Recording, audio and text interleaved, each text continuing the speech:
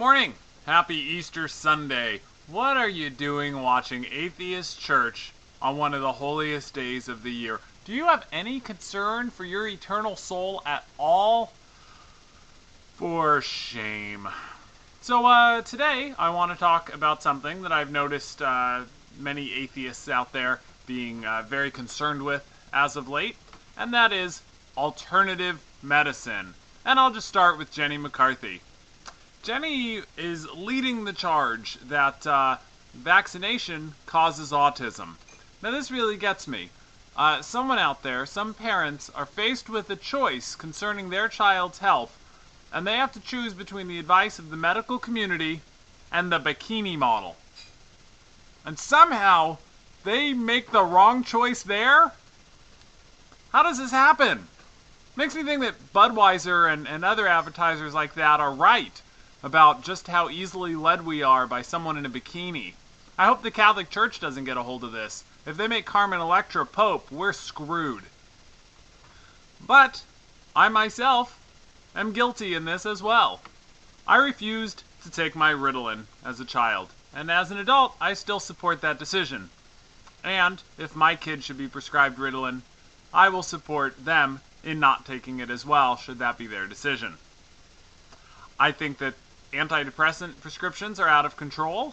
In short, I have my own differences with the scientific and medical community.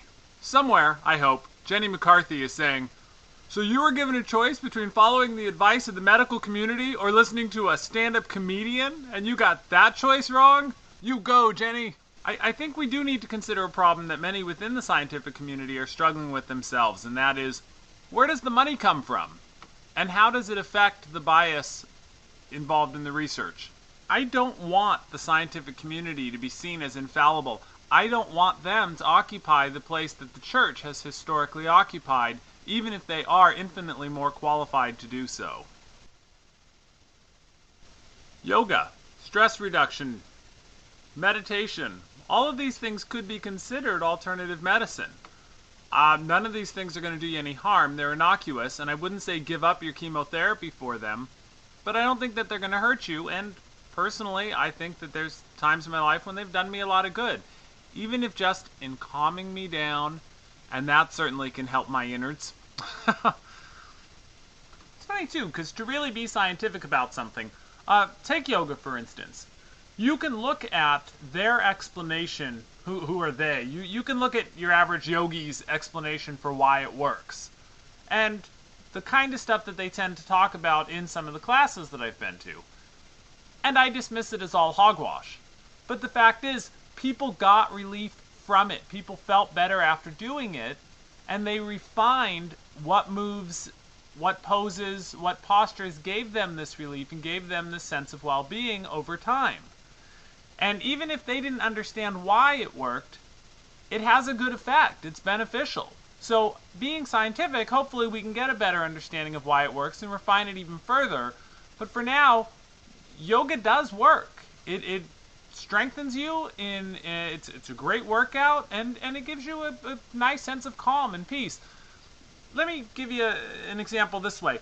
When they believed that doing a sacrifice over their crops of an animal was pleasing God and then the crops would grow, they may have been wrong about why the crops were growing, but the protein from the blood of the animal did indeed nourish the crops. And if they had success, we would be foolish to dismiss that it was working just because we dismiss the reason why it was working.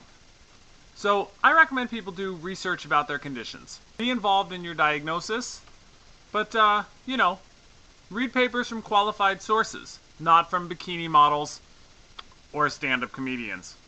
And I'll give you a quick example to leave you with. I have a disease. It's called ulcerative colitis. Probably God's punishment for making these videos.